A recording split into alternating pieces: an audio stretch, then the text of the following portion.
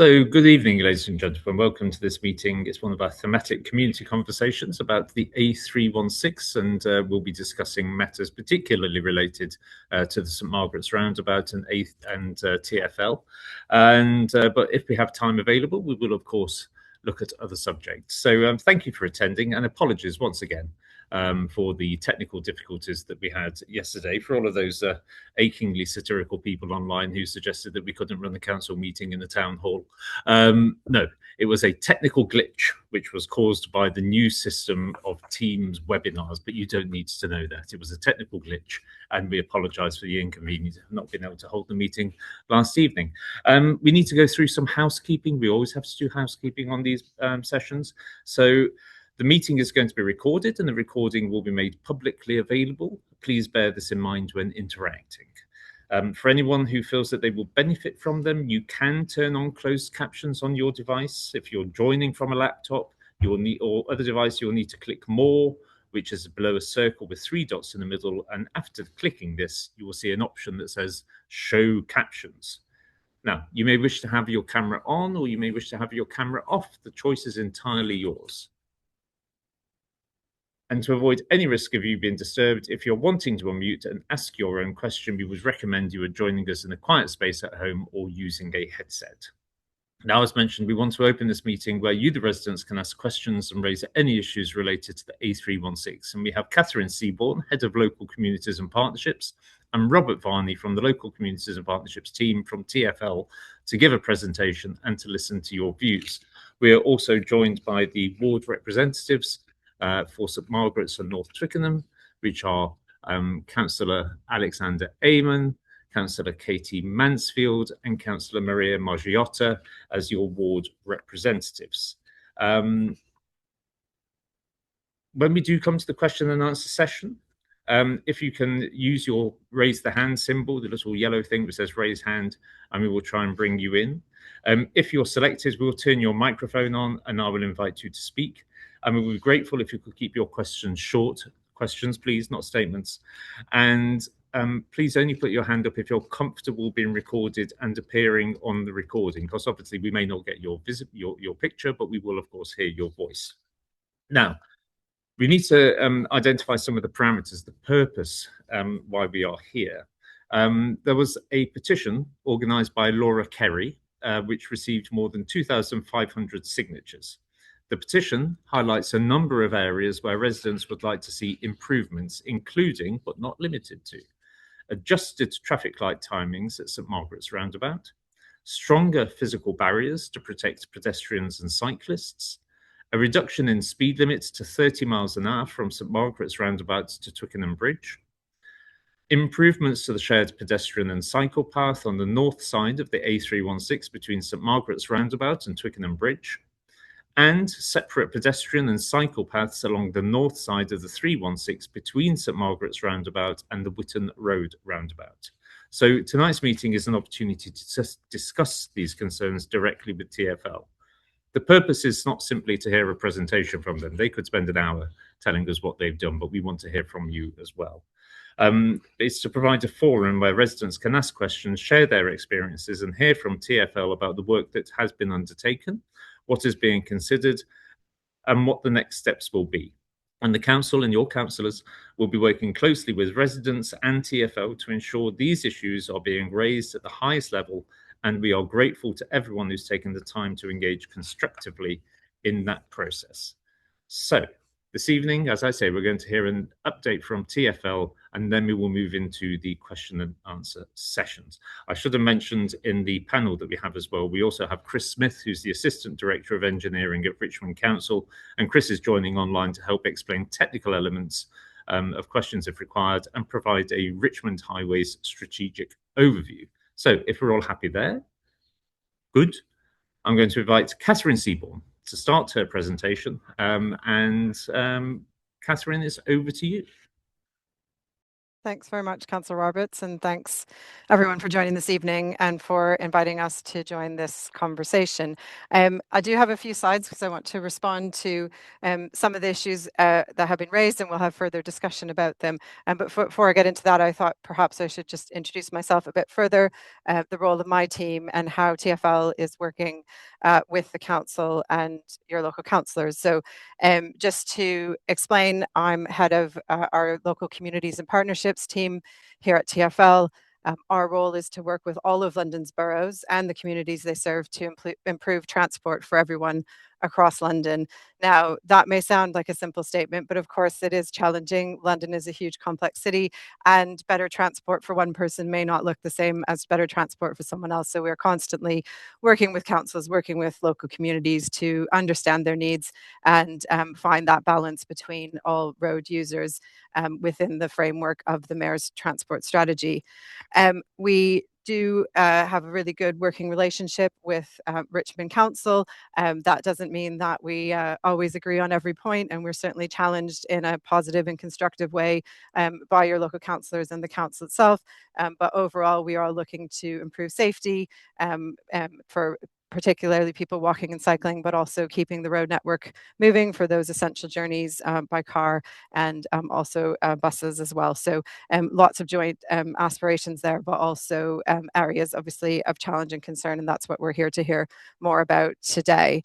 I should just mention as well, although I'm here on behalf of TfL today, I am actually a Richmond resident, so I thought that might be worth mentioning. I've been in the borough for over 15 years, and I do know the location quite well. I use it as a cyclist, as a pedestrian, as a driver, and even occasionally as a bus user on the 110 bus. So, I'll do my best to respond to those questions and challenges, but just to reassure you that I am aware of that location and the sort of challenges that it presents. So, if we could go on to the next slide, just to reiterate, I think some of the points from Councillor Roberts about why we're here. This is really an opportunity for you to hear about some of the safety measures and improvements that we've been able to deliver so far, to continue to share your concerns and experiences relating to safety at St Margarets roundabout. And we've had a number of questions ahead of time. Sorry, Rob, we'll come on to that in a minute, which we'll go through. And I'll answer some of those before we kind of open the floor to other points. And then, we do want to have this conversation about those priorities and learning about what's most important to you as residents in terms of people walking, cycling, and indeed driving on this corridor. So if we go to the next slide, and we've just done a little map of kind of all of the key issues that were raised through the pre-submitted questions. And you'll see, you won't be any surprises here, but these are just to give a picture of some of the common themes that have come through. Certainly road safety right there at the top.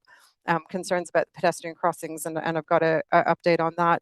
Congestion is obviously a challenge along the whole corridor.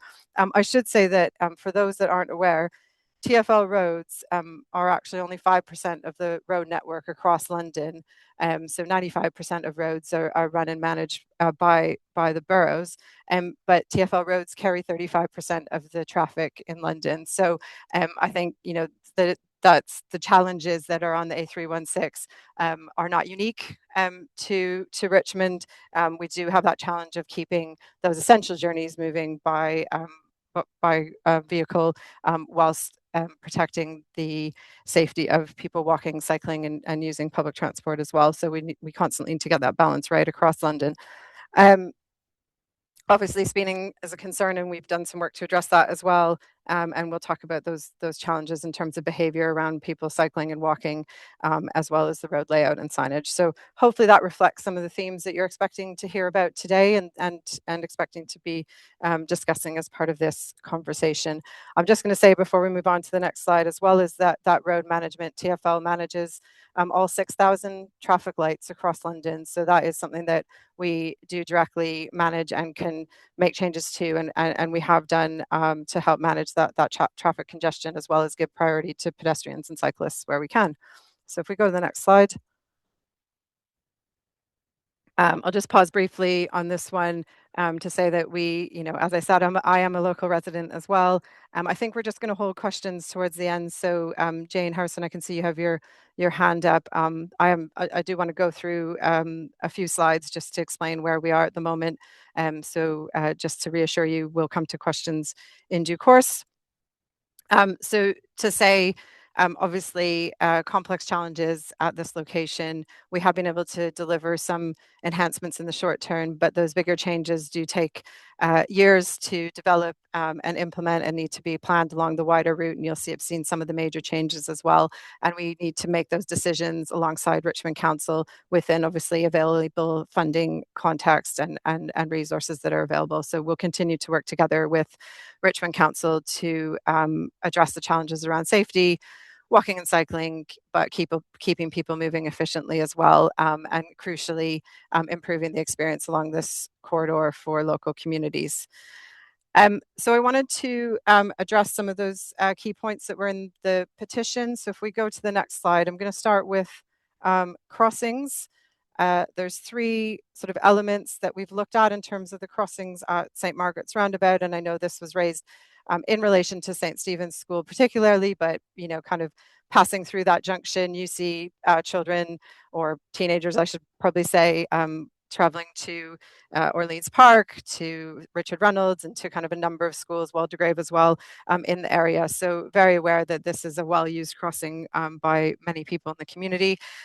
So I'm going to just briefly touch on the facilities audit that we've done in terms of the kind of physical infrastructure in the location, secondly, signal timings, and then thirdly, just the kind of structure of the crossing as it is at the moment. So it might get a little bit technical for a few minutes, but hopefully that's helpful to kind of illustrate the work that my colleagues at TfL have done to really respond to the questions that we've had to date and investigate where changes might be possible.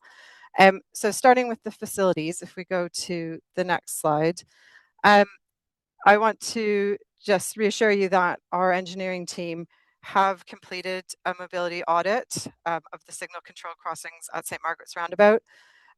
So this looks at every aspect of the crossing, including crossing widths, stagger distances, the push button heights, the pedestrian clearance times, which is how long people have to get across, paving layouts, etc.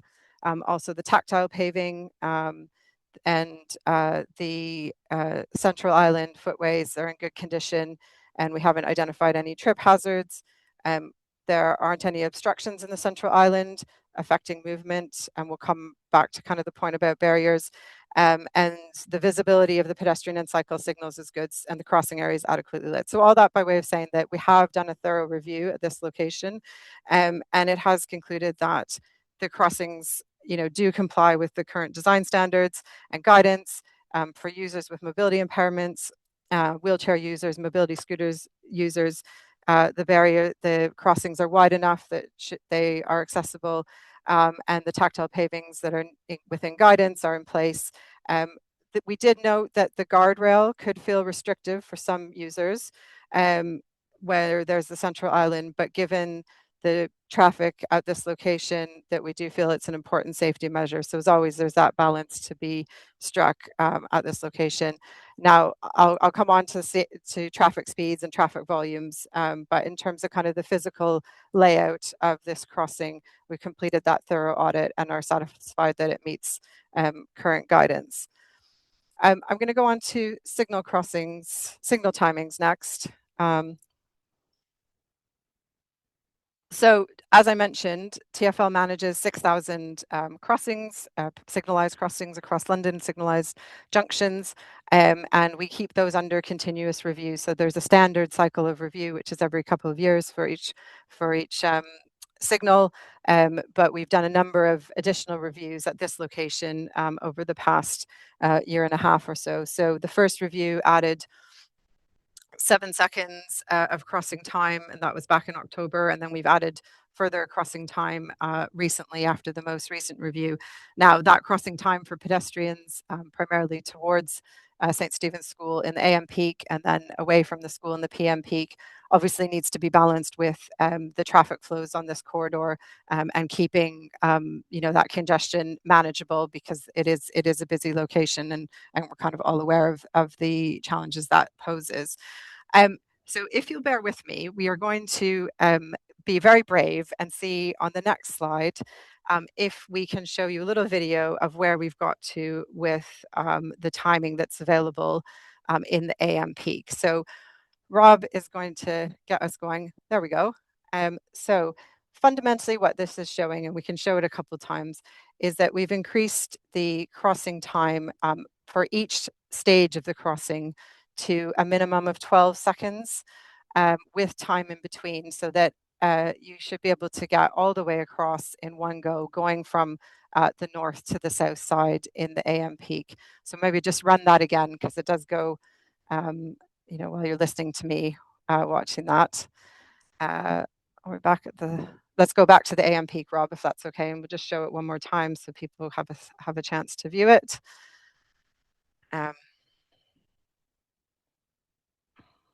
So someone starting on the north side, they've got 12 seconds to make that initial crossing, which is well above the minimum of 6 seconds for a location of this width. And then they're able to carry on, and they've got a further 12 seconds across the second part, and then also 6 seconds kind of grace on each of those. So it ends up being about 30 seconds, over 30 seconds overall. Then on the PM peak, we've increased the crossing time going northbound. So we've got a similar little video to just give a sense of the amount of time for crossing. So again, this one's been extended further. So it's 16 seconds for each of the crossing stages. So all in all, almost 40 seconds to get across both roads, as well as the central island. So you can just watch that individual. Now, obviously, if you were to start at this stage quite late, that first stage of crossing, then you might need to wait in the middle for the second stage of crossing, because we can't keep it green for pedestrians, obviously continuously, because then the traffic wouldn't be able to get through. Hopefully that gives a bit of an illustration of the work we've done to significantly increase that crossing time in line with the requirements of the local area. In terms of crossings, I'm just going to finally touch on the crossing geometry. And what we mean by that is where exactly those crossing points are relative to the road. So we've reviewed all of those crossing points.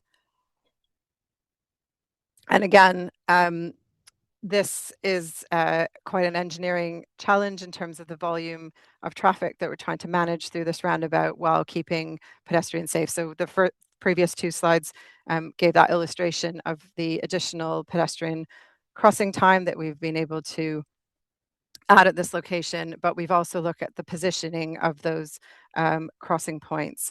And what we found was in the eastbound crossing approach, the eastbound direction, the crossing is positioned as close as possible to the traffic, which minimizes the time that you need for the traffic to get through, which means you can maximize the pedestrian crossing time.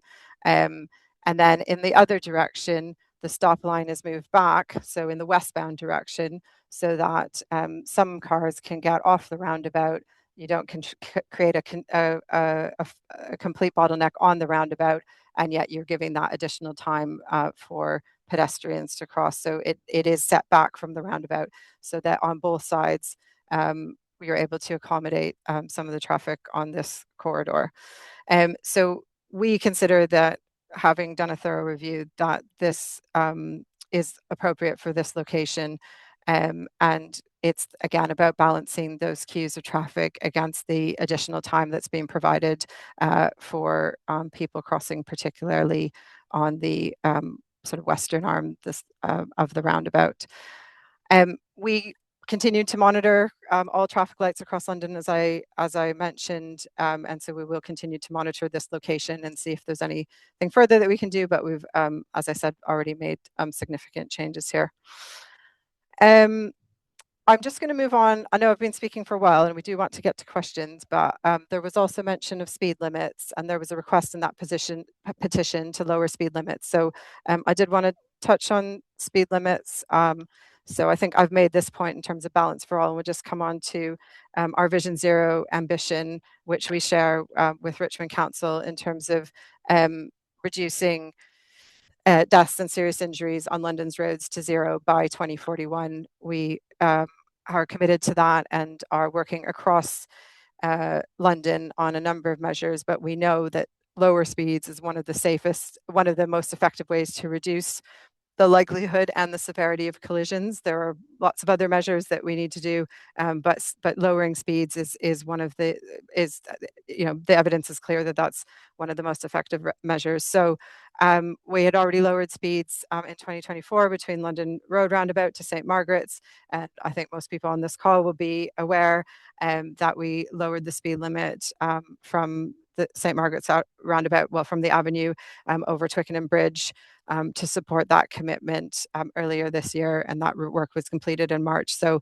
new signage went up. Additional signs were then installed following discussions with the council. We undertook letter drops in the local area to let people know. And we obviously recalibrated those average speed cameras so that people wouldn't be caught out unnecessarily. And again, this was all part of that commitment to have that continuous lower speeds all the way through now up to London Road roundabout.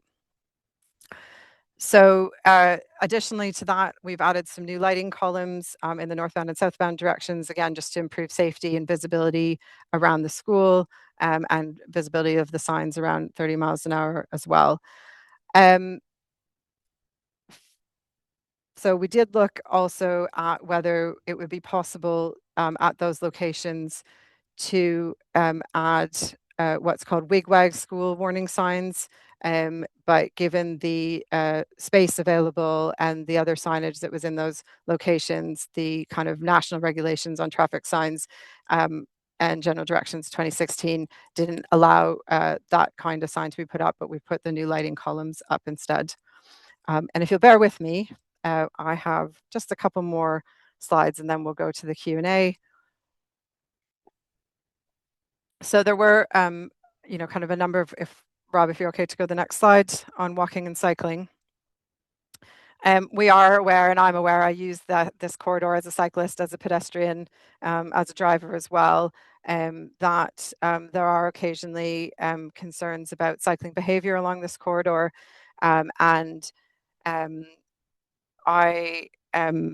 want to make clear that TfL can't enforce cycling behaviour, but we have a really close partnership with the Metropolitan Police. And if anyone hasn't had a chance, I would strongly encourage you to have a look at our Vision Zero action plan, which is all about improving safety on London streets and on the public transport network. A huge part of that is our partnership with the Metropolitan Police to improve enforcement. And one thing that everyone can do to help us with that is that, and I've got a bit more information on further slides, is that if you do notice poor behavior, illegal behavior, then to report that, because that helps our policing partners build up a picture of where those concerns are so that they can target enforcement in due course. So do report incidents to the police, and we've got a bit more information on that. As I said, everyone has that responsibility, whether you're walking, cycling, or driving, to follow the highway code. We're committed to that, and safe behaviours is one of the 4 pillars of our Vision Zero action plan strategy. And then finally, I'll just touch on more widely on the next slide, corridor improvements in this area. So as part of our regular review of the A316 and in discussions with the council, we have identified that the southern side of the A316, so I guess just west of St Margaret's roundabout, is a concern for flooding and drainage. There's tree growth that's impacted that. And so we've added it to our hotspot locations that we're monitoring regularly for flood risk, especially during heavy rainfall. And our engineers are actively looking at what the options are for solutions at this location. So again, thank you for highlighting that concern, and it's been added to our kind of regular watch list.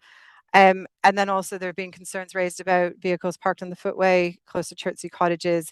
again, as part of looking at the flood mitigation works, we've committed to looking at where we can put additional bollards to help manage that as well. So hopefully just a couple of smaller examples, but where we have taken on board feedback and are looking into practical solutions to address those concerns.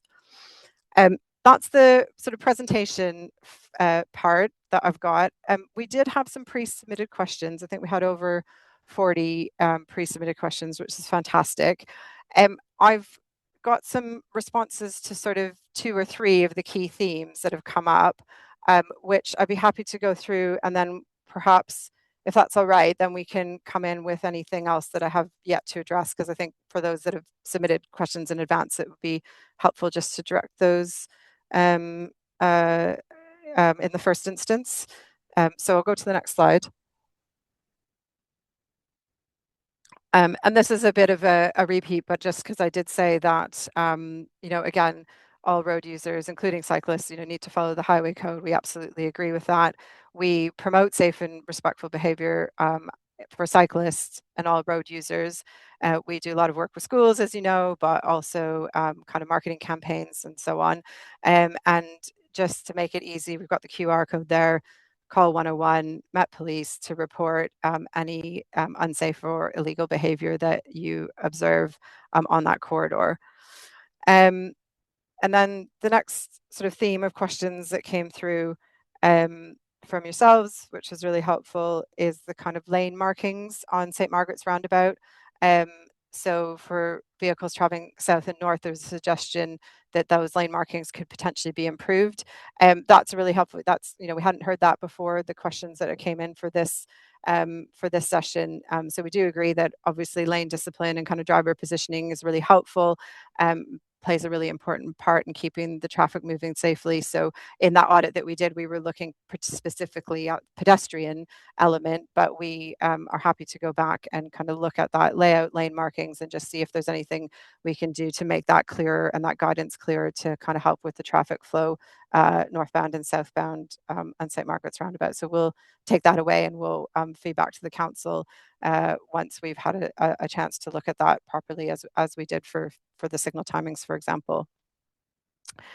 And then finally, there was one other sort of main theme of the pre-submitted questions about speed cameras on the St Margaret stretch. So obviously there's average speed cameras over Twickenham Bridge. So at the moment, and again, there's more kind of in terms of future plans in our Vision Zero action plan too, which we can share afterwards as well. We're not expanding our fixed camera network, but that's because we're working on kind of the future approach, which sort of notes at the bottom there of the slide about mobile cameras to focus on hotspots, which have the greatest sort of problems on driver behavior and kind of reducing road danger. But in the meantime, there is a community road watch. There's an email address there, and again, a QR code to kind of report concerns around speeding. And that, again, that helps inform that targeted police activity with mobile enforcement and using existing cameras at those locations. So the focus on the moment is to kind of move towards that more intelligence-led approach. Although obviously the average speed cameras on the Twickenham Bridge will continue to operate as they're already installed. I'm going to pause there. I can see lots of hands going up. I'm going to hand back to Councillor Roberts to manage the Q&A, I believe, and just catch my breath. Thanks all. There we go. Thank you very much for that, Catherine. What I'm going to do, I'm taking notes of various people whose hands are rushing up. Whilst I'm doing that, I'm going to just allow the ward councillors to have their hands raised to see if they have any additional points which they may wish to throw in. Councillor Mansfield. Thank you, and thank you, Catherine, for making the time this evening. I think on behalf of the residents, we really appreciate it. We also appreciate the fact that you've managed to do it 2 nights in a row. So the first thing is a point from me on behalf of the residents, and the second is a question I'm going to read out from one of the residents who couldn't make this evening. Yep. The first one is, we've focused during this presentation quite a bit on the behaviour of cyclists, but I think the residents' petition is not really about bad behaviour of cyclists. It's about the fact that the sheer weight of number of pedestrians and cyclists in some of this stretch makes it impossible for people to share the space safely. And there have been a number of small incidents where they wouldn't be reported to the police because they're not big enough for that. And it's not even necessarily bad behaviour on behalf of the cyclists. And the request within the petition wasn't about addressing behaviour of cyclists. It was about providing the space to segregated cycle and pedestrian lanes to facilitate the safe progress. The second point I'm going to make is I'm going to read out a question specifically verbatim from one of the residents who asked me to do so today. And this is it. It's TfL's response to residents states that despite the recent fatality, no additional safety measures are currently considered necessary. At the same time, reducing the speed limit does nothing to address what many of us see as the principal risk. Between St Margarets roundabout and the point where the average speed cameras begin on Twickenham Bridge, vehicles accelerate away from the roundabout while pedestrians, cyclists, families with buggies and school children are forced onto an extremely narrow pavement with no protective barrier. Does TfL accept that this is fundamentally a problem of infrastructure rather than simply speed limits? And what evidence would be actually required before a physical protection for pedestrians is considered? I do have two further questions, but I'm conscious that there's other people in the queue, so I just wanted to raise those ones. Thank you. And Councillor Amon. Thanks very much. Yeah, so I should say, as well as being a councillor, I'm a parent of 3 children that go to St Stephen's School, so I see this location, admittedly not at the moment, but because of summer holidays, but see it daily. Look, there were just 3 quick reflections. I think one was to clarify a point that TfL made, just for the avoidance of doubt, so that we don't get questions about it that can be addressed head on. There isn't a problem at Chertsey Cottages of parking. The parking is perfectly permissible.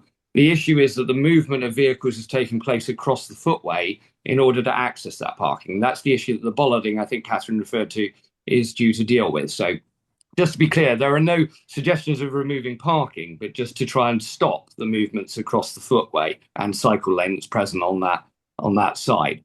The second is that I think you've also, Catherine, you perhaps underdone yourself slightly in that there was also additional signage, so not the wigwags, there was additional school signage that was erected immediately outside the approaches to the school on both sides. The only other thing that I was going to mention was that in terms of focusing efforts here, one of the things about the flooding, which you made reference to, I think is very important. It wasn't obviously part of the petition per se, but there is quite a lot of ground flooding that takes place at least 2 locations here, which are obviously quite dangerous for the motorists who are driving through it, but also it's pretty dreadful for the children. My children, I have to admit, have fallen in it a few times.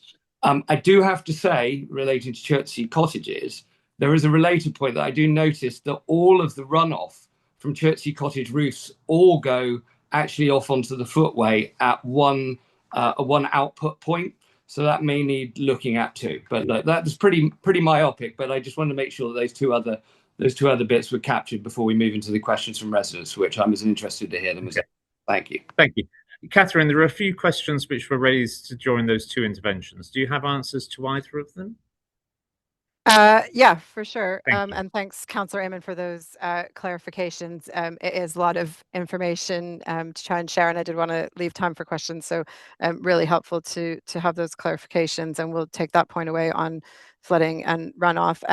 In terms of the segregation between pedestrians and cyclists, fantastic to hear that there's that support for improving the walking and cycling infrastructure on that corridor with the London Road roundabout improvements. Obviously, within the scope of that scheme, we've made improvements in terms of the crossing opportunities and also a small section of the segregation on that section. So where we could incorporate into other projects and schemes, and that was primarily a safety scheme for the London Road roundabout.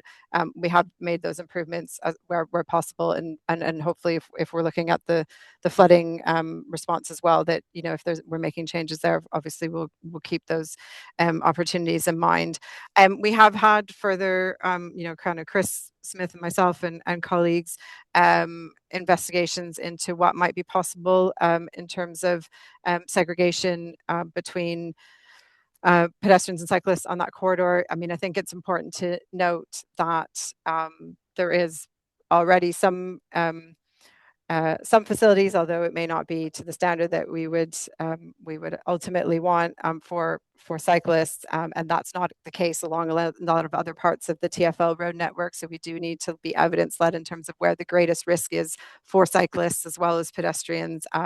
And that's not to say that we're not working. We are working really closely with Chris and the council as to what proposals could look like along this corridor. But in terms of where we prioritize our investment, that's a kind of ongoing conversation because there are lots of other challenging locations across London. So I want to be, kind of honest with you that we need to kind of balance that need for the most dangerous, kind of investing in the most dangerous locations for all road users in all parts of London. But Chris, I don't know if you want to come in because we've started to do some work together on what might be possible and some initial designs for that corridor without raising expectations overly. Yeah. No, gladly. Thank you, Catherine, and thank you for attending tonight. Just for everybody's information, we are working very closely with TfL. We've had a feasibility study carried out at our own expense to look at what can be introduced along the entire corridor of the A316 from Hospital Bridge roundabout up to Twickenham Bridge. So we have taken that on ourselves to look through this work. I'm working very, very closely with the cycle network development team within TfL. We're identifying funding for further feasibility work and design work that would be carried out in a shared expense using Richmond officers. It's taking slightly longer to agree. Funding is tight in both areas, but we are looking to progress as quickly as possible with either segregated or widened shared areas along this area. So it is something that both of us want to deliver. It's just a challenge getting resources of financial backing and officers in place to do it. Thanks, Chris. Okay. Thank you. Right. Shall we go to the floor? Yes, I think we should. I've been taking notes of each of the hands because the positions keep changing around. So I'm going to go on the list which I have in front of me written down. So Mr. Sears has been waiting very patiently. Don't forget, we're after questions about the A316 primarily around the St Margarets roundabout. There are areas such as, I've no doubt you're aware of the recent fatal accident that was on the bridge, just to the east of there. Yes. I myself was involved in another fatal accident on that bridge over 30 years ago, where a whole family was wiped out. I believe in both cases, a central reservation would have saved lives, but it was never installed. All that was happened was a slight widening of the white line in the centre of the road. I've also been told by cyclists that the cycle lane on that stretch from the roundabout to the bridge is far too narrow, and the majority of them, apart from small children, refuse to use the cycle lane because there's too many interruptions to it and it's too dangerous. So they cycle on the road, or obviously causing reduction in traffic speed and also danger to themselves. Yeah. So so that area from that roundabout up and over the bridge are very dangerous, especially that short stretch. I don't think speed is the problem. It is the infrastructure which is the main problem on this. Okay, so Catherine, barrier in the central reservation and also the width of the cycle lanes. Yeah, it is a challenging corridor, so I appreciate the comments made. And when I cycle along there, I tend to use the signed cycle route that goes sort of off the main road behind through the residential area and then back up. But I appreciate that's a bit of a detour that some people may not want to use, even though that's the kind of preferred route with priority. So in terms of the shared space for cyclists and pedestrians, I do appreciate that it's constrained. I use it myself, and I think that's got to be part of that longer term conversation and planning that Chris referred to in terms of that entire corridor. In terms of the central reservation, the kind of we've reduced the speeds, as I mentioned, to 30 miles an hour. That does help, but is proven that it's evidence led kind of across London. We've got really good compliance generally. We can tell by the speed cameras, but also by our own surveys that that compliance is good. So I think in terms of the central reservation point, I think I would take that away to our engineers just to look at again to see if there's anything further on that point. But generally, we tend to move towards creating a more urban environment with slower speeds, more lighting, more pedestrian crossings, more space for cyclists to move towards that kind of environment. So it sends the cues to drivers that this isn't an area they could speed because you're in a very urban environment with lots of facilities for buses as well. So I think that's generally the direction of the infrastructure approach across London. But we can get back to you on the specifics of that location in terms of central reservation. And obviously that is tragic in terms of the incident that happened. We can't. There investigations are ongoing, but we do go look at every incident that occurs.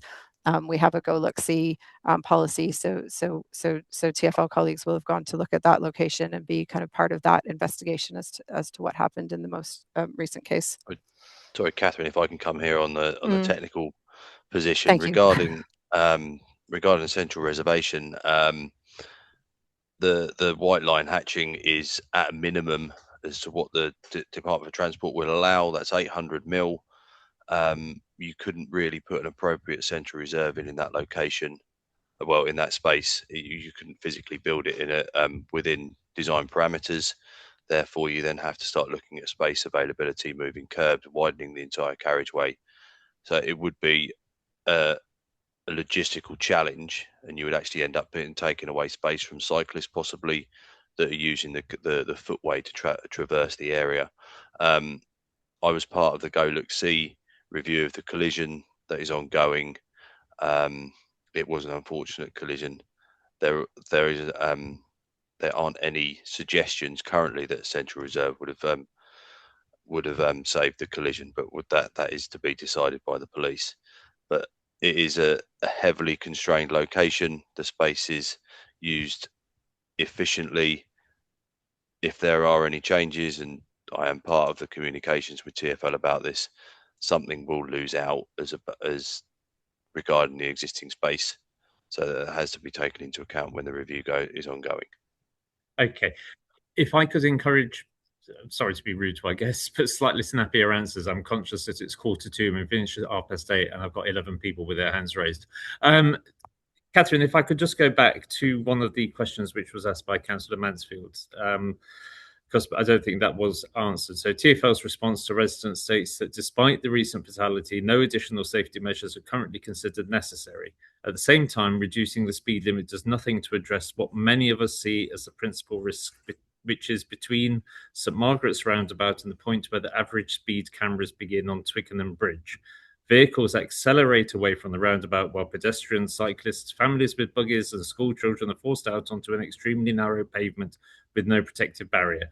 Does TfL, and here comes the question at last, does TfL accept that this is fundamentally a problem of infrastructure rather than simply speed limits, and what evidence would actually be required before physical protection for pedestrians is considered? Thank you. To be brief, I think that goes back to some of the considerations that Chris just outlined in terms of the constraints at that location, and what there's space for in terms of pedestrian, cyclists, and enforcing that lower speed limit. We've put the signs up that we are able to. We've got the enforcement of the bridge, and then I would just encourage again that reporting of speeding for the community watch, so that we can work with policing partners to target speeding enforcement at that location. Thank you. Okay, we're going to go to a question from Jim.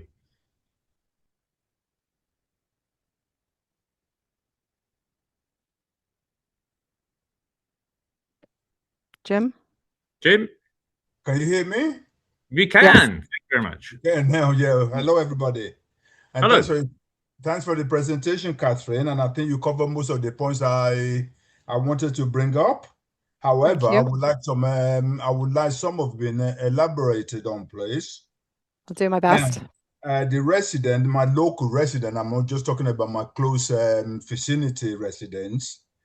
When the 30 miles per hour limit was introduced on the A316 between St Margaret and Whitton roundabout, there was not enough notice being given, one. And even now, there isn't enough signage being put up. People are aggrieved about that, and they think something should be done about it. Now, they are, because they live locally and they are aware of it through the councillors enlightening everybody, and that cascaded on, they are acting upon it. But what about people that are not within the area? They're driving on a dual carriageway per se, which you can argue is a 40 miles per hour if you so choose to drive like that. However, it's been reduced to 30. I, as a motorist myself, I've been down that road. I don't think there's more than one or two signs between each roundabout to warn drivers. So can that be addressed, please? I think that's important. Can we have more signage for the 30 mile an hour, Catherine? So it's a challenge there, and I'll tell you why. So in urban areas, the default speed limit is 30 miles an hour. So urban areas are defined as anywhere where there's street lighting. So there are legal restrictions actually from the highway, from the highways, from the government, and that specify that there's only a certain amount of repeaters kind of allowed for 30 mile per hour area, because that's the default in urban areas. So I know it sounds a bit perverse, but we're following the national guidance on what is allowed for 30 mile per hour signs, and we've kind of reviewed that we've got as many up as we're allowed, essentially. I hope that it will help now that it's 30 miles an hour all the way through over Twickenham Bridge, and so there's a continuous corridor of 30 miles an hour, so you're not kind of caught out by 40 and then back to 30 and then up to 40 again. So as I said, we've reviewed that, we've put in as many as we're able within the national guidelines that basically specify that the default in any urban area where there's street lighting is 30 miles an hour, and therefore you're not allowed to put in multiple signs. We did put in some reminders when the Twickenham Bridge went from 40 to 30. We put some extra signage there. We've done letter drops. So appreciate the concern. We're doing everything we can within the national regulations for kind of urban areas and speed limit signage.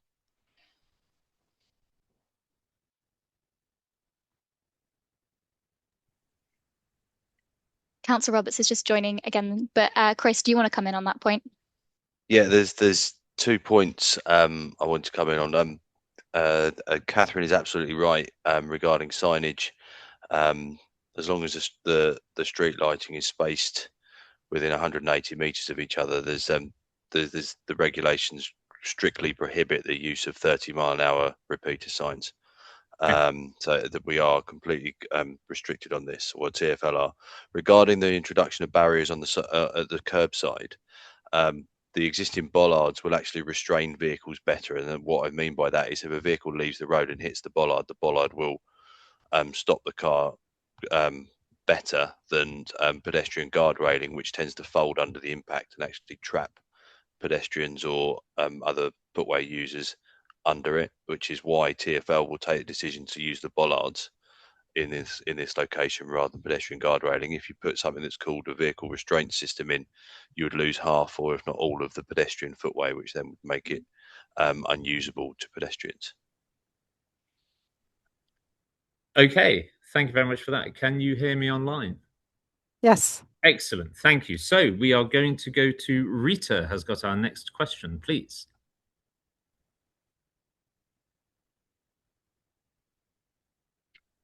Rita?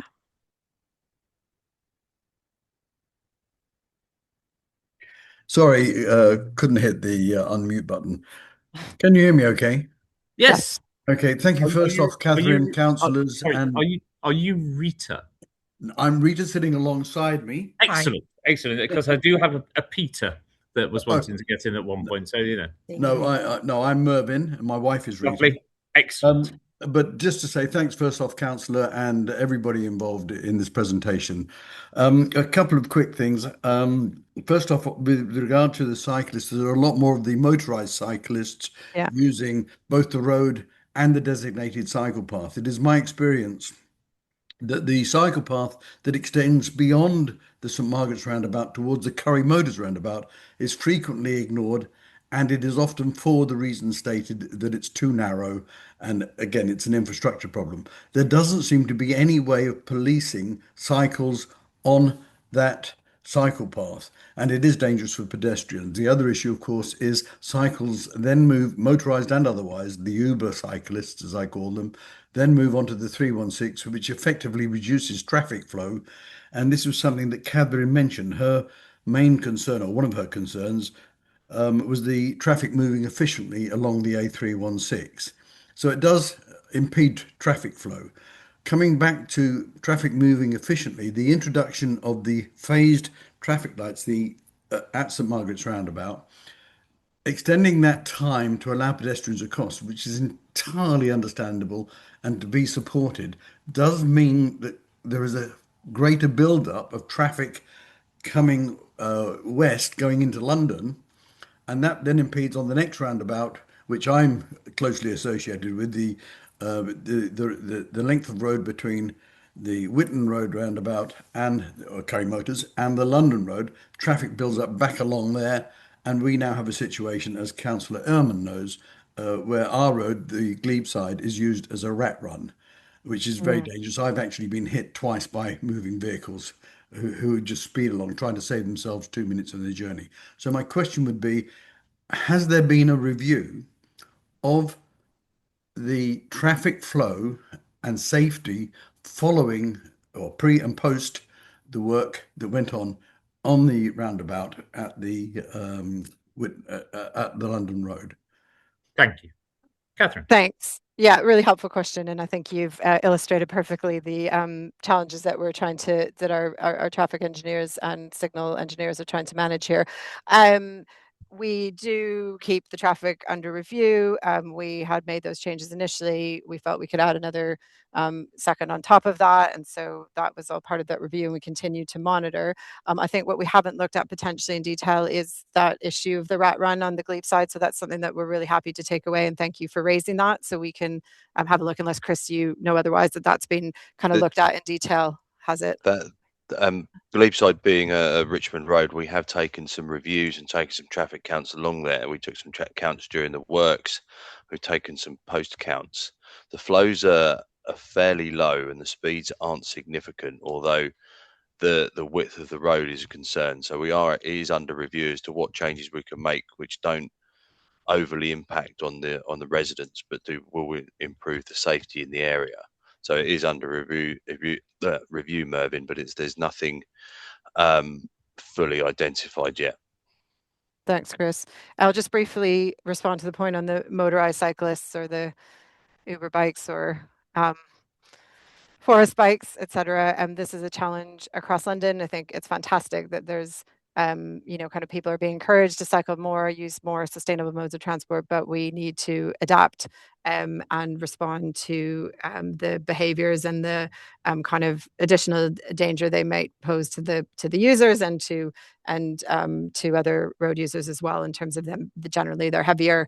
They can go at speeds, although those speeds are regulated. So I don't have a solution for that specific location, but I want to reassure you that it's an issue Pad London that TfL is looking at very carefully, understanding the risks to cyclists, to other pedestrians, and where we can take further action to regulate, monitor, and enforce the use of electric or motorized cycles, as you mentioned. So thank you for raising that as well. Thank you, and of course to add that if you do find yourself with dangerous motorized cycles on the pavement, then do raise it at your next police liaison group. Full details, please, yeah, I'm sure, are available online. Saeed, you're next.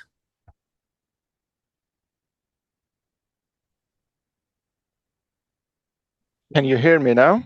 We can, Yes. yes. Good afternoon, everybody. I would like to drag your attention. I'll be quick, I promise. Would like to drag your attention to the other side of the mentioned roundabout, which is London Road, Chertsey Road roundabout. It's the new layout has been rolled out last year. We expected a better and more fluent traffic flow, but to be honest, it makes things much worse. And I would like to highlight some of the problems. As maybe one or two sides would be good. Yeah, I'll be very quick. I'll be very quick. First of all, it changed a smooth traffic into a stop-go traffic. The idea of keeping cars around the roundabout, every quarter of the roundabout, which capacity is only for 2 cars, was wrong. It's over-designed. It's too complicated, and cars, when they see the green light, the A316 towards St Margarets is empty, so they see an empty road and they accelerate. And as you just mentioned, speeding is not the only problem. Accelerating fast is another problem. A constant traffic around the roundabout also caused constant siren, because that's the only way ambulances from West Middlesex Hospital can cover Teddington, Twickenham and Richmond area. So we have every siren, like every few minutes, one of these ambulances is stuck at this roundabout. This roundabout is a key issue to look at to solve the St Margaret roundabout as well. It's not it's a systematic thing, basically. This one moves some of the problems towards the bridge as well. And finally, I would like to highlight that Southwest London has the highest demand, highest population growth, and this road A316 is right in the middle of that. All data and national data suggested that we need a better solution. Just looking at one roundabout is not the ultimate solution. In future, we will have much more problem. Mr. Smith, I would like to drag your attention to look at this roundabout carefully. It's very problematic. We hear a beep every minute. I swear, every minute, one beep, if not more. Thank you. It's a problem. Indeed. Catherine. Thank you. Thank you, Said. Thanks. Thank you for raising that. And, agree with that sort of population and demand growth challenge, which is in fact across London, although Richmond is a high growing area.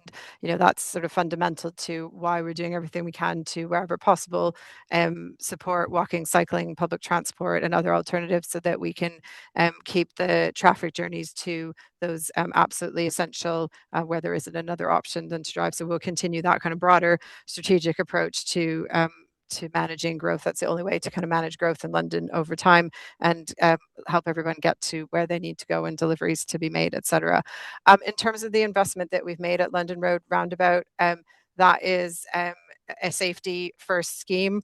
It was identified as a location where there was a strong need for safer signal controlled places to cross. So in stark contrast to St Margaret's Roundabout, where I know, there's been issues and challenges raised, there was nothing really available at London Road Roundabout. It was very dangerous for pedestrians and cyclists to use that junction. So while there was often free flowing traffic, that it posed undue danger to other road users. So this scheme was to reduce road danger and improve safety for everyone using the area.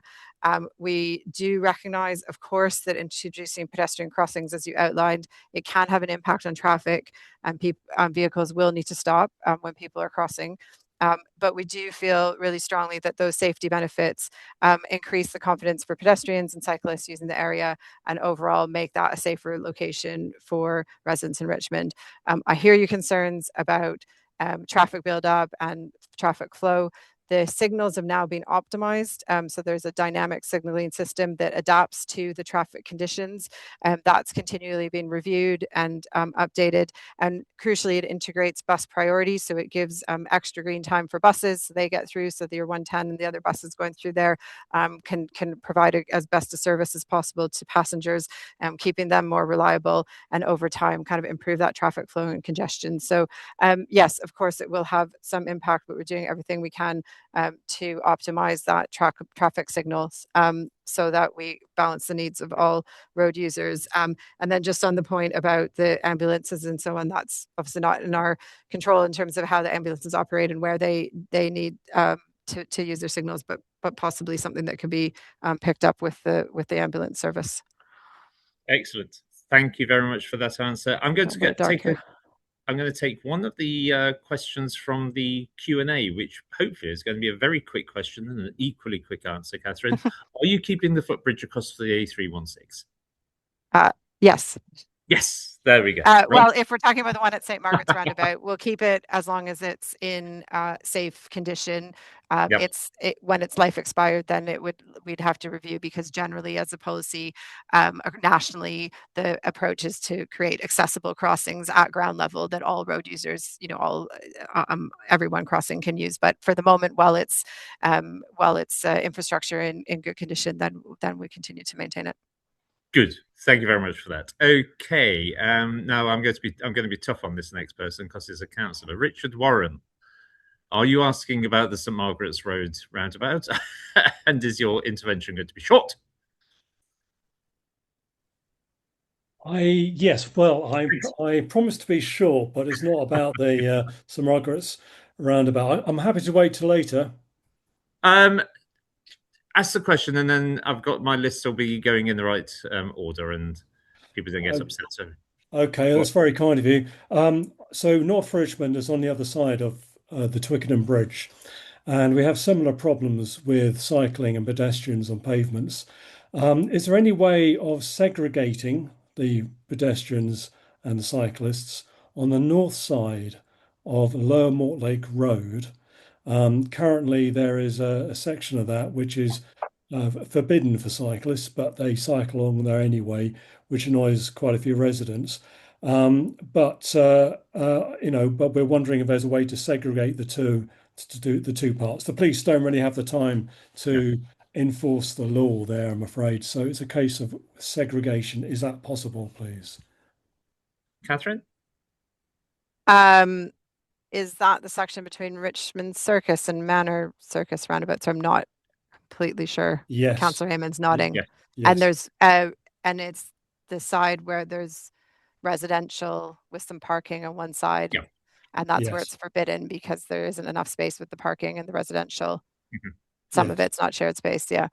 I think, we can, we're still scoping out how long of the A316 we're looking to tackle, and this work that we're doing with Richmond Council on segregation, but we'll take that on board in terms of an area of concern, and we can consider that within the study. I don't have an answer for you today, but I do know the area that you're talking about, so thank you for raising that. That's very kind. Thank you. It's not a no. So there we are. Thank you very much for that. I don't know enough about it to give a no or a yes, but I do understand the location and the. Catherine, take the win where you can. It's not a no. So where are we? I'm going to bring in Penny, and then I've got two other ward councillors who wish to come in on broad points. So Penny. Hi, it's not Penny. It's Stephen. I'm using Penny's account. Stephen Alexander, Moormead has become a rat run.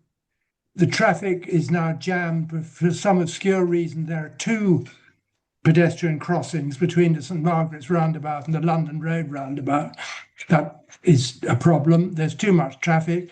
Rush hour, which starts at 4 o'clock, rat run, St Margarets Road, Broadway, Kenley Road, and across Hillview Road, across Moormead, where there are children playing, children coming home. Cars are going at 40 miles an hour across Moormead because they're furious. And it's the problem of, you sort one problem out, you shift it somewhere else. And we're now paying the price in the rush hour. That's my question. Thanks, Councillor. Thank you. Gareth, can I address that? Because it's not a TfL. Alex Heyman, yes, in you come. So Stephen, thank you for the question. And I think I'm well seized of the issue. As you know, when the London Road works were ongoing on the roundabout, there is an ANPR camera that operates on Hillview Road, which we wrote to residents about, very much in an effort to get ahead of potential issues around the period of the works, offering residents the opportunity to extend the hours of restrictions on that camera to be much more encompassing and to address what we considered might be the issues that would ensue. I think we got from memory about 3 responses to that write out to all the residents of the area. So there was no enthusiasm for the change at the time, but that is a change that we could make. So if that had resident support and was demonstrated to us through a form of petition or otherwise, it's something I'm very happy to support. I personally have witnessed higher volumes of traffic post the works than I would like and higher speeds than I would like in that road now. And I was quite surprised the residents didn't bite our hand off to introduce further restrictions during the works. Okay, so again, it's something that we can take a look at if there is sufficient resident support. I'm going to take Mika Nicholson next.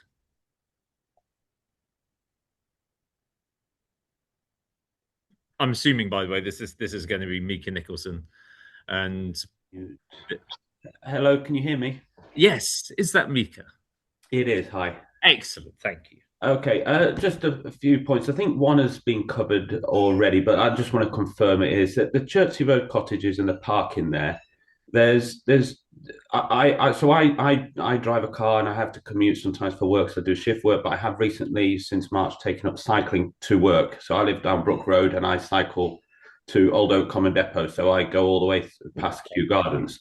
So first of all, I'll touch on the driving. There's driving happening on the pavement outside those Chertsey Road cottages. I have parked there and I've attempted to reverse park. Every time I do that, I get nothing but beeping from the cars behind me. So I understand the frustrations of why people are doing it. However, it does make it very unsafe on the pavement as well. So I just want to confirm, that's the first question. Is something being done about that to stop the cars on the pavement, driving on the pavement? Councillor Raymond is nodding, so yes. Yeah. Okay. Possibly in the next 2 weeks. Nod away. Okay, and the second thing is about the cycling. So I cycle, as I said, from Brook Road, and I cycle all the way to Richmond. The cycle path is atrocious in most of it. The only stretch I do on the road of the A316 is I stay on the road when I go towards Richmond. I stay from St Margarets roundabout as far as the cycle lane starts on the north side, because it's simply not that you simply cannot cycle on that piece of pavement, which has got more. It's far more dangerous to cycle on the pavement than it is on the road, even with the cars, because it's constantly roads coming out, houses with exits, etc., and the pavement is extremely narrow. I understand there's infrastructure constraints there to what can be done. The part that, and that's probably a more longer term thing. The problem is going forward, once the cycle lane does start, it's like cycling on the moon. Some of it, the cycle infrastructure is in such poor quality. It needs something done. I cycle in the evening when it's dark. It's actually dangerous. The bike lights are not sharp enough to highlight all the cracks you've got in the cycle infrastructure. So that's probably one of the worst parts of my cycle ride that I do 8 miles at the moment. Leaving the bit outside the Chertsey cottage is also very poor. So basically what I'd like to ask is anything being done? I understand there's infrastructure constraints about adding cycle infrastructure between the roundabout and where the cycle path on the north does start.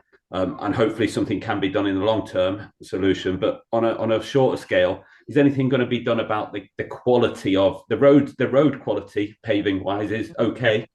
Is anything being done on the cycling infrastructure part that actually it becomes a more usable condition? Yes, indeed. Councillor Eamon.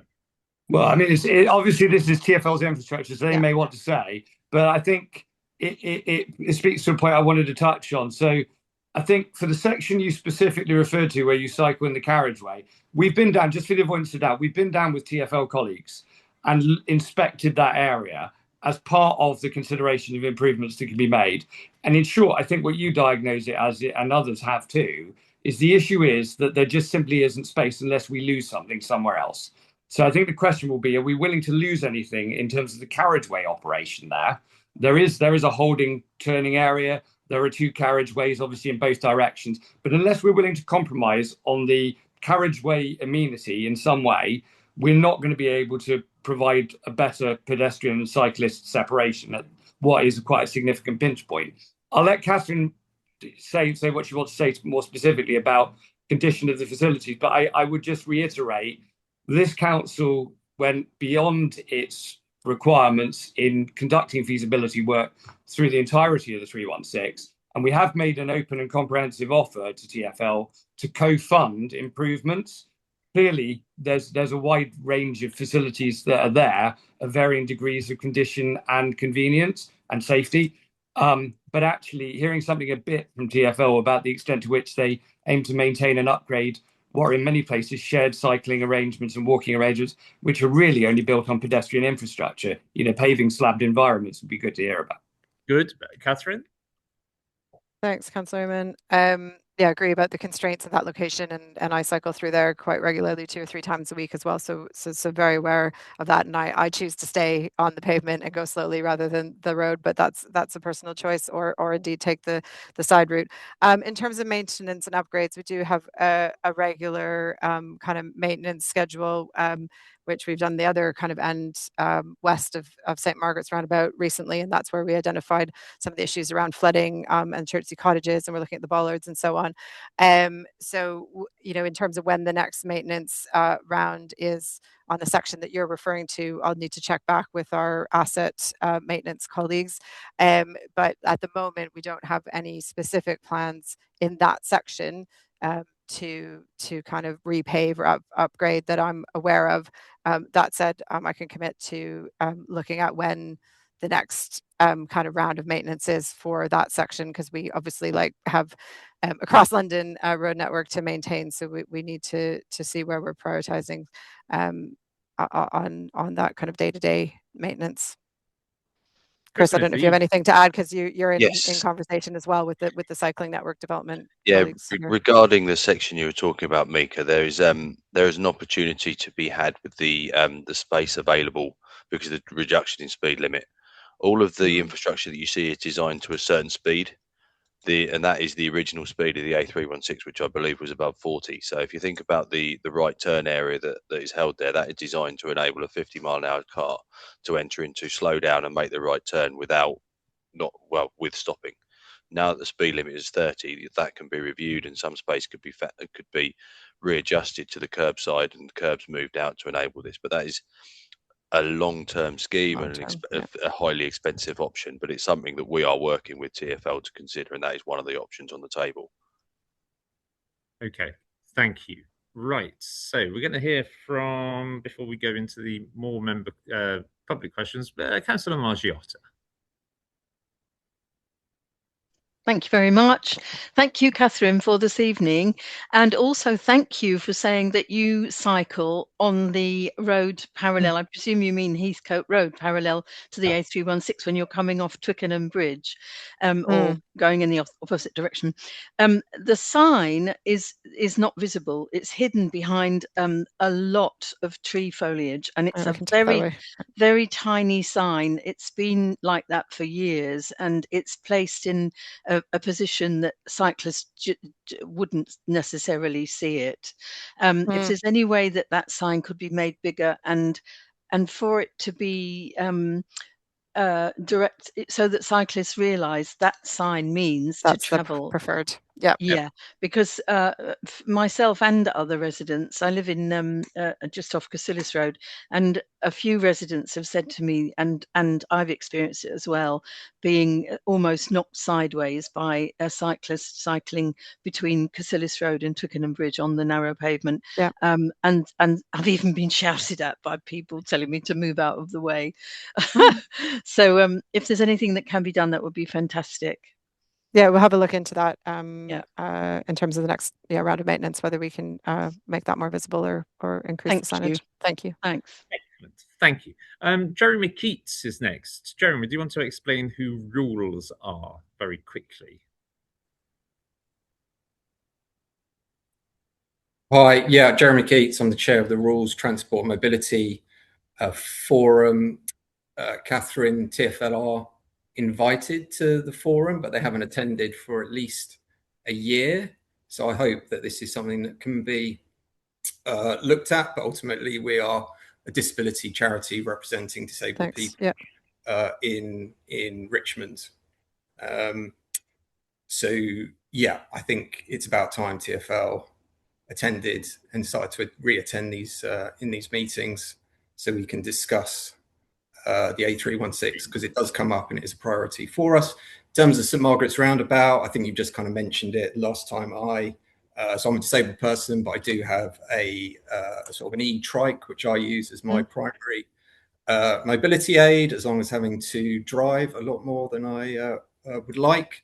But to the east of the roundabout, on the south kind of pavement, there are barriers.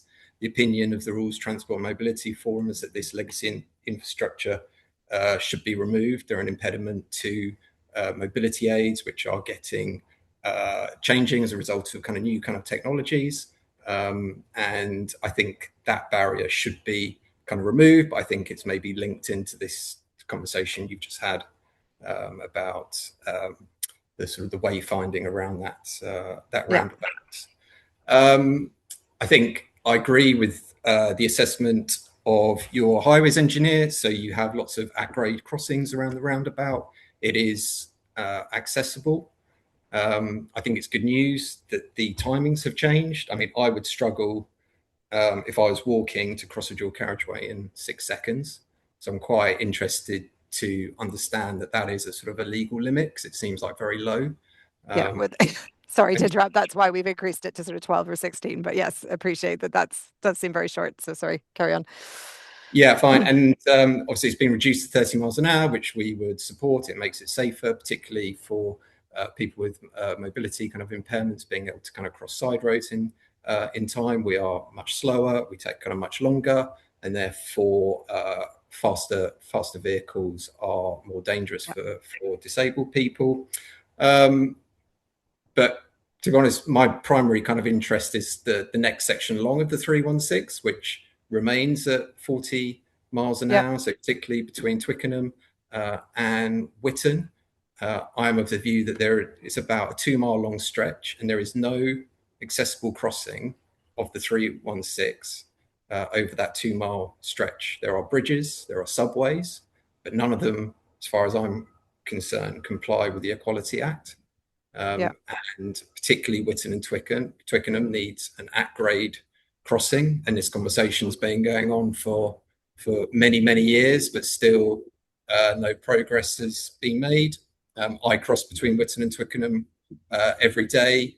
I've raised the issue of the subway previously. I've had the mandatory no cycling signs removed by TfL because as a disabled person, I cannot get off my bike and push it up a steep gradient. But they have now miraculously reappeared all of a sudden. So I've got an email into Will Norman to investigate the kind of procedures around that. But maybe, Catherine, you can follow up. Yeah, Rob and I can pick that up and follow up. Okay. Yeah. And then attend our next forum. But yeah, I mean, it'd be great if the speed reductions and the accessibility arrangements that have been afforded to St Margarets and Richmond extend further along the A316. Thanks, Jeremy. Happy to continue that dialogue. And Rob Varney, who's on the call, working the slides and taking lots of notes in the background, is our key contact for Richmond. So we'll make sure that Rob's in touch with you, Jeremy, and we'll continue that conversation. There are plans for an at-grade crossing, I believe, west of Twickenham roundabout, associated with a new development. I don't have the exact timing in front of me, but I think that's sooner than later, as that development is continuing to be built at pace. So I think that's obviously that's just one location, but a step forward nonetheless. Right, let's crack on, because we've got 8 minutes left, 3 questions, and Councillor Raymond wishes to get in as well. So Lindsay Hardcastle-Jones.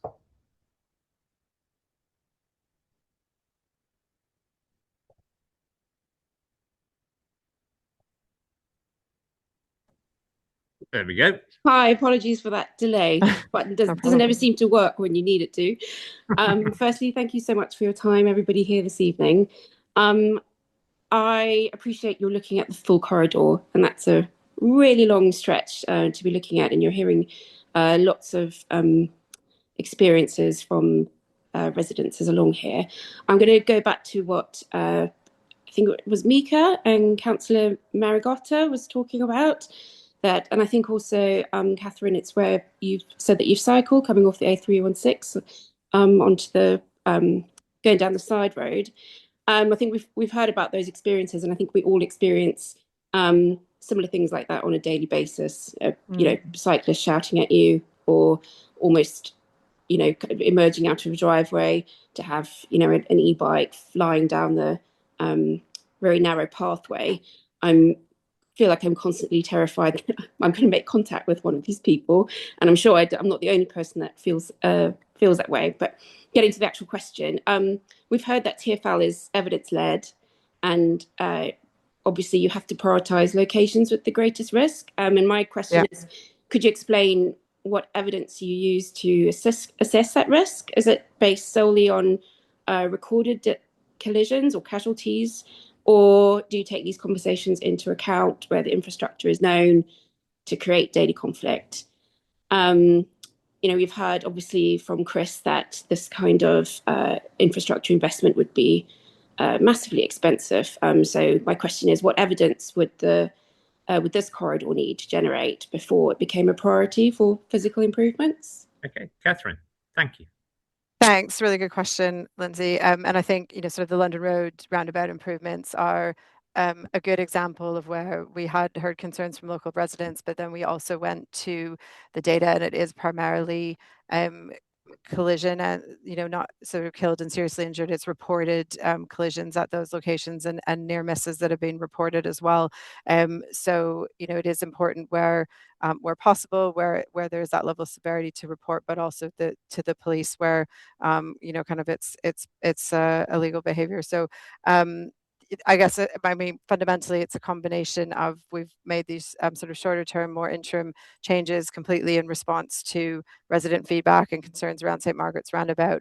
For major infrastructure investment, we are primarily looking at the data around reported KSIs, also cycling gaps in the cycling infrastructure, for example, also bus journey time. So there's a whole range of factors that we share with all the councils, and we look through in order to prioritize key corridors. So, you know, we can come back with a bit more detail, but yeah, I think there is that challenge where it sort of feels unsafe, and we want to make it feel safer, and we want to tackle the behaviors, but it's sort of, unfortunately, there are roundabouts locations in London, such as London Road roundabout, before we made improvements, where you know, it is really dangerous because there isn't anywhere safe to cross. So those are the kind of balance that we're striking with the data that we're looking at, in order to kind of prioritize where we use our limited resources. And I think that then comes back to the partnership,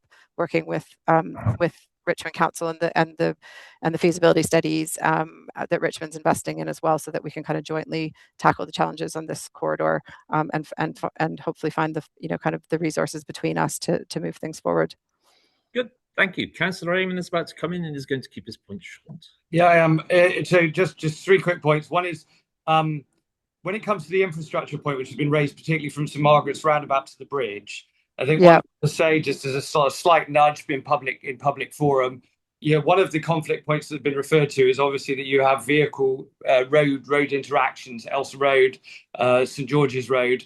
We've been petitioned by residents there. We have over 200 vehicle movements per hour, which exceeds our traffic management policy, and we have plans to introduce restrictions on those roads. At the moment, TfL aren't being desperately helpful, I think it'd be fair to say, in terms of requiring modelling around that. But we think that by removing those traffic movements, we'll also make that environment noticeably improved for pedestrians and cyclists. So I would just implore publicly that TfL, you know, lean into that one, perhaps, rather than lean back a bit. The second is, you mentioned the development of an additional crossing. I just want to flag for people, not for now, but Langhorne Drive is the road that's concerned there, and it's worth flagging. Very pleased that TfL have worked with us to retain a bridge that they originally intended to demolish there, but also that those works, I think, we still anticipate to happen towards the back end of this year. So there may be a conversation to be having with residents about that specific nearer the time. The last thing as well, it's just a bit of a grumpy point, I suppose, given some of the other comments have been quite friendly, is just to say, in context, we really do want to see investment in the infrastructure that's been mentioned by various residents. not least because if you read as I'm sure you will have done, the Evening Standard article from 6 days ago, TfL have failed to put any segregated cycling on any of their roads. And of course, working very heavily with local authorities like us through funding and other arrangements to make us do so on our road network, the 95% you mentioned. It's really, really important that TfL do lead by demonstrating that the roads that they manage are at least as friendly for cycling and walking as the ones that we manage. Thank you. Okay. I'm a bit interested in that article because we have put in segregated cycle routes in large parts of London, but we'll send you the not link. all in borough roads. So we'll send you the link. David Kennedy.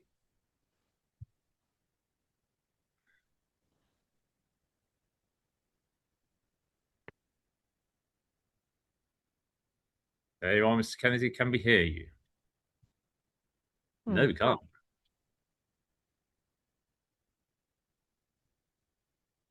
Nope. Let me see if I can unmute you. Hello.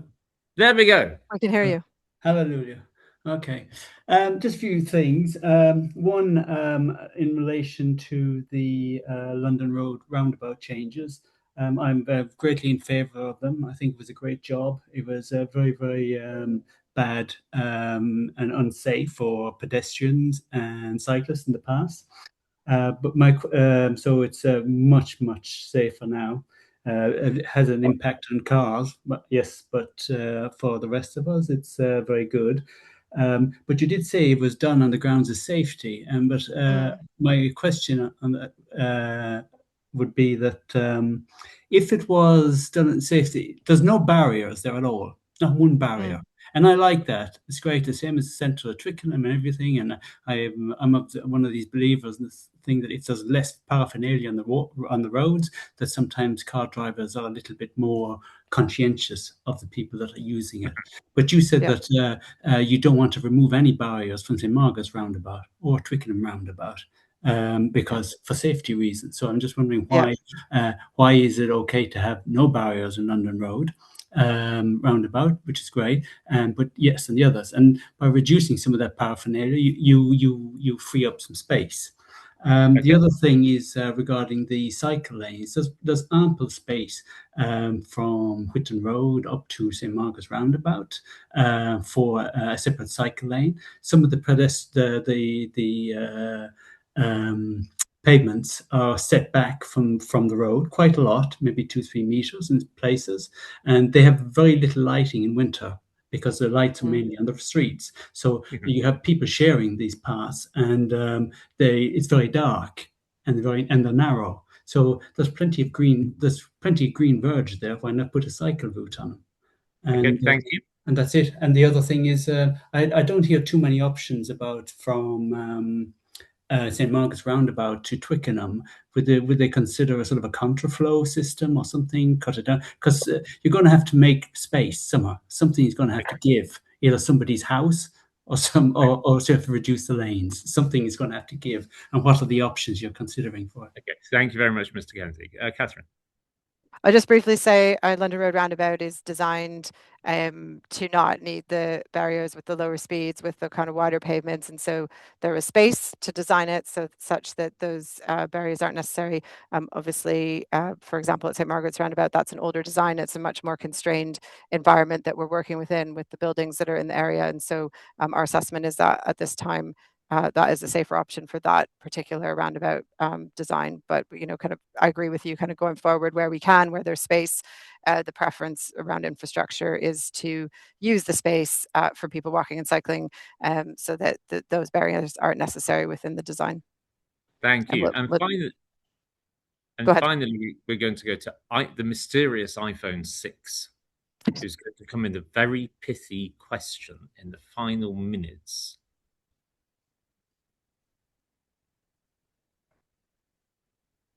Is iPhone 6 gone?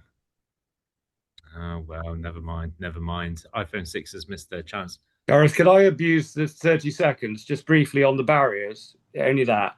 It's just 30 seconds. Yeah, it is. So TfL did actually propose some years back to remove all the barriers at St Margarets roundabout. It's worth saying. I've been a councillor around long enough to know the history here, and we opposed that. And the material difference in our view between that and what is, as the resident who spoke earlier quite rightly says, is a very good arrangement on London Road, is that you have a presence of a school. Pedestrian barriering doesn't protect people from vehicles that mount the pavement.